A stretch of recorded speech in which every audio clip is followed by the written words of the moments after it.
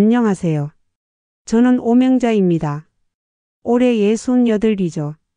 초등학교에서 40년 가르치다 은퇴했어요. 남편은 일찍 하늘나라에 갔지만 두 아이 무사히 키워내서 다행입니다.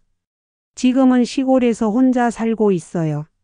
적막하긴 하지만 나름 보람찬 일상을 보내죠. 아침에 일어나면 텃밭에 물을 주고 오후엔 동네 아이들 공부를 봐줍니다. 선생님, 우리 민수가 요즘 한글을 읽어요. 고맙습니다. 동네 아주머니가 인사를 할 때면 마음이 뿌듯해져요. 가르치는 일은 참 좋습니다. 돈은 못 벌어도 아이들 밝은 얼굴을 보면 보람이 느껴지거든요. 어느 날 오후 집 앞에서 꽃을 심고 있는데 채은이 씨가 찾아왔어요. 몇 년 전에 이사 온 이웃이죠. 나이는 40대 중반인데 참 세련되게 생겼어요. 언니 혼자서 뭐 하세요? 도와드릴게요. 은희 씨가 삽을 들고 도와주더군요. 그렇게 함께 꽃을 심으며 이야기를 나눴습니다. 언니는 정말 대단해요. 혼자 계시는데 이렇게 부지런하시고. 칭찬을 들으니 기분이 좋았어요. 혼자 사는 게 외롭긴 하거든요. 은희 씨가 말했죠. 언니 혼자 계셔서 얼마나 힘드세요? 제가 자주 와서 도와드릴게요. 그날부터 은희 씨가 자주 찾아왔습니다.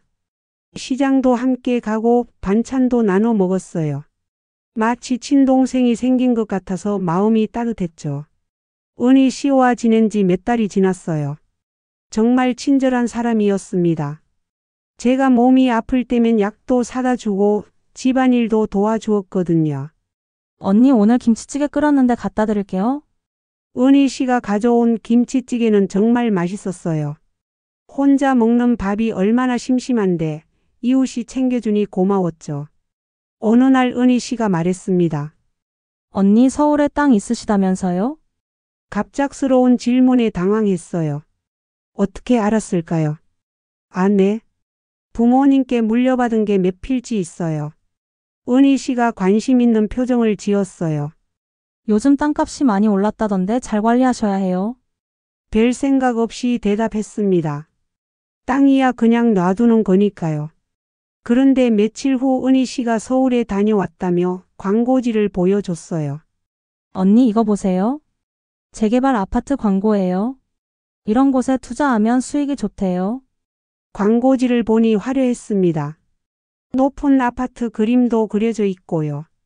은희 씨가 설명을 해주는데 뭔가 솔깃했어요. 언니 같은 분이 이런 투자 안 하시면 누가 해요? 안전하고 수익도 좋고요. 그때는 몰랐어요. 광고지 구석에 작은 글씨로 적힌 부동산 신탁이라는 문구를 말이죠. 한 달 정도 지난 어느 날이었어요. 은희 씨가 평소보다 진지한 표정으로 찾아왔습니다. 언니 제가 중요한 이야기가 있어요. 무슨 일인지 궁금해서 차를 끓여 드렸어요. 은희 씨가 천천히 말을 꺼냈습니다. 제가 아는 투자자들이 있거든요. 신뢰할 만한 사람들이에요. 뭔가 이상했어요. 왜 갑자기 투자자 이야기를 하는 걸까요? 언니 땅만 맡기시면 매달림대로처럼 수익을 드릴 수 있어요. 깜짝 놀랐습니다. 제 땅으로 돈을 벌 수 있다는 거예요? 그런 건 어려워요. 저는 그런 거 잘 몰라서. 은희 씨가 더 가까이 다가앉았어요. 언니 저만 믿으세요. 언니 같은 좋은 분 도와드리고 싶어요. 목소리에 간절함이 담겨 있었어요. 정말 저를 위하는 것 같았거든요. 생각해 볼게요. 그날 밤 잠이 안 왔어요. 손목이 아파서 더욱 힘들었죠. 아침에 은희 씨가 다시 왔는데 제가 손목을 주무르는 걸 보더니 말하더군요. 언니 몸이 아프시니까 더욱 빨리 정리하셔야 해요. 나중에 더 아프시면 어떻게 해요? 그 말이 가슴에 꽂혔어요. 맞는 말이었거든요. 나이 들면 몸이 더 안 좋아질 텐데 미리 준비해야겠다는 생각이 들었습니다. 며칠 후 아들 성민이가 시골집에 내려왔어요. 오랜만에 보니 반가웠죠. 엄마 잘 지내셨어요? 성민이와 함께 저녁을 먹다가 은희 씨 이야기를 했습니다. 그런데 성민이 얼굴이 굳어지더군요. 엄마 그 여자 믿지 마세요. 갑작스러운 말에 당황했어요. 왜 그래? 은희 씨는 좋은 사람인데. 성민이가 심각하게 말했습니다. 저런 사기 수법 뉴스에도 많이 나와요. 특히 혼자 사시는 어르신들 노리는 경우가 많다고요. 마음이 불편했어요.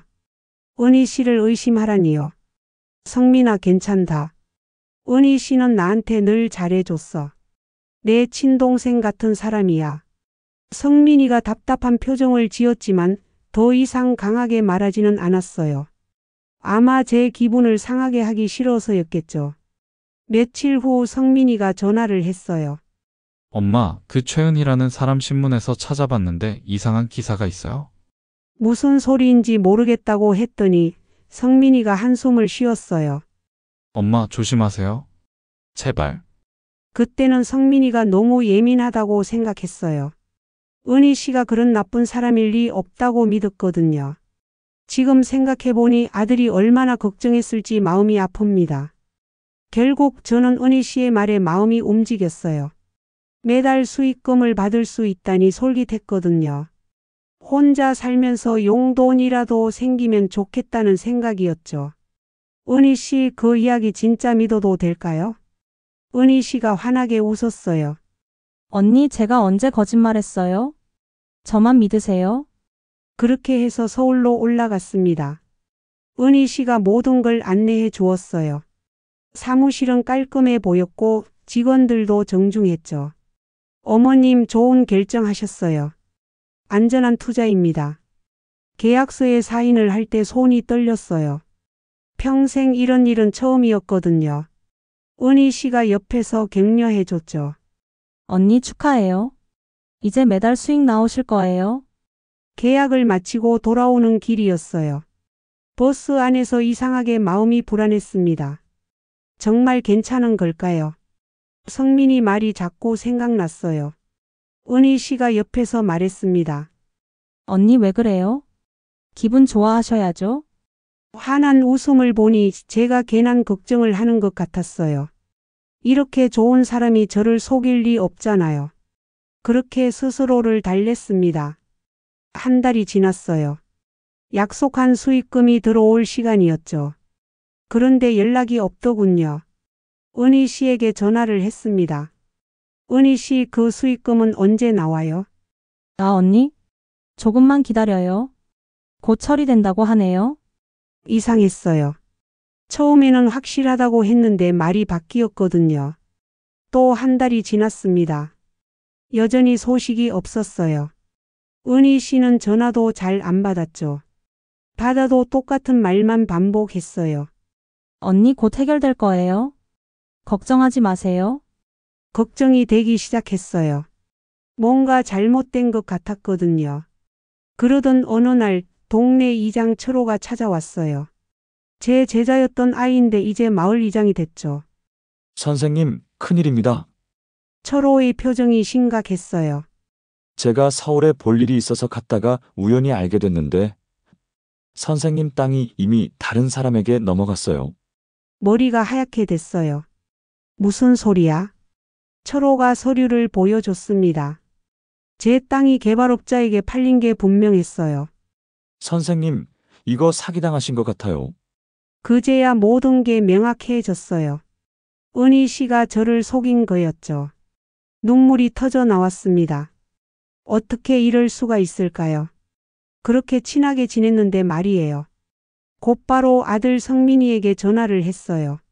성민이가 달려와서 사정을 듣더니 화가 잔뜩 났습니다. 엄마, 제가 그렇게 말씀드렸잖아요.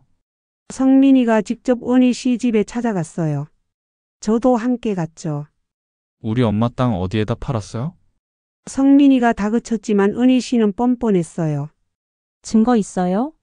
합법적으로 투자한 건데 뭐가 문제예요? 그때 철호가 들고 온 서류를 보여줬습니다. 부동산 거래 내역과 계약서였어요. 게다가 처음에 은희 씨가 보여준 그 광고지도 있었죠. 이게 다 증거예요. 부동산 신탁이라는 명목으로 사기를 친 거잖아요. 은희 씨 얼굴이 하얗게 질렸어요. 더 이상 발뺌할 수 없었던 거죠.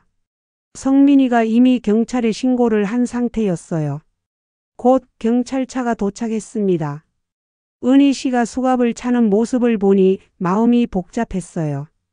화가 나면서도 한편으로는 믿었던 사람에게 배신당한 슬픔이 더 컸습니다. 어떻게 저를 이렇게 속일 수 있었을까요? 법정에 서는 날이었어요. 은희 씨의 범행이 모두 밝혀졌습니다. 저뿐만 아니라 다른 노인분들도 여러 명 피해를 봤더군요. 검사가 말했어요. 피고는 수년간 노인들을 상대로 부동산 투자 사기를 저질렀습니다. 판사도 엄중하게 말했죠. 노인의 재산을 노린 파렴치한 범행입니다. 중형에 처하겠습니다. 법정을 나서면서 눈물이 났어요. 억울함과 안도감이 동시에 밀려왔거든요. 성민이가 제 손을 꼭 잡았습니다. 엄마, 이제 혼자가 아니에요. 제가 지켜드릴게요. 집으로 돌아가는 길에 성민이가 말했어요. 엄마, 서울로 이사 오세요. 저희랑 같이 살아요. 고마운 제안이었지만 거절했어요. 시골집이 좋거든요. 며칠 후 손녀가 놀러 왔어요. 마당에서 된장국을 끓이며 이야기를 나눴죠. 할머니, 그 나쁜 아줌마 때문에 속상하셨죠? 손녀의 순진한 얼굴을 보니 마음이 따뜻해졌어요. 괜찮다. 할머니는 이제 더 조심할 거야. 겉으로는 친절해도 속마음은 탐욕으로 가득한 사람들이 있다는 걸 배웠어요. 하지만 진실은 결국 드러나게 마련이고 착한 사람들은 반드시 지켜진다는 것도 깨달았습니다. 이제는 누군가 투자 이야기를 꺼내면 바로 성민이에게 전화를 해요. 혼자 결정하지 않죠. 비록 돈은 잃었지만 더 큰 교훈을 얻었다고 생각합니다.